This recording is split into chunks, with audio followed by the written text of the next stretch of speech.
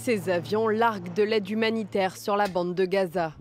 Affamés, enfants et adultes se jettent dessus. Non loin de là, ce jeune garçon se nourrit comme il peut, avec quelques galettes de pain qu'il prépare lui-même. Une situation catastrophique dont témoignent tous ces déplacés gazaouis. Depuis le mois de mars, nous sommes confrontés à une famine extrême. Nos enfants ne peuvent pas trouver de quoi manger. Nous allons à la soupe populaire et même celle-ci n'est pas disponible en raison du manque d'aide. Ces largages aériens de vivres sont de nouveau autorisés par Israël depuis dimanche. Mais ils seront largement insuffisants, alertent les Nations Unies et plusieurs ONG.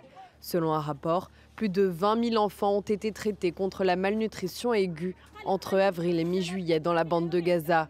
Depuis, en une quinzaine de jours, 16 Gazaouis de moins de 5 ans en sont morts. Cette situation ne ressemble à rien de ce que nous avons vu au cours de ce siècle. Elle nous rappelle les catastrophes survenues en Éthiopie ou au Biafra au siècle dernier.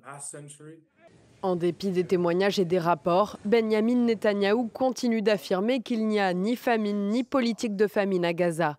Son ministre des Affaires étrangères persiste. Il est clair qu'après 2 ans de guerre, la situation est difficile. Mais il y a un mensonge, et ce mensonge, ce sont les politiques de famine auxquelles collaborent les médias internationaux.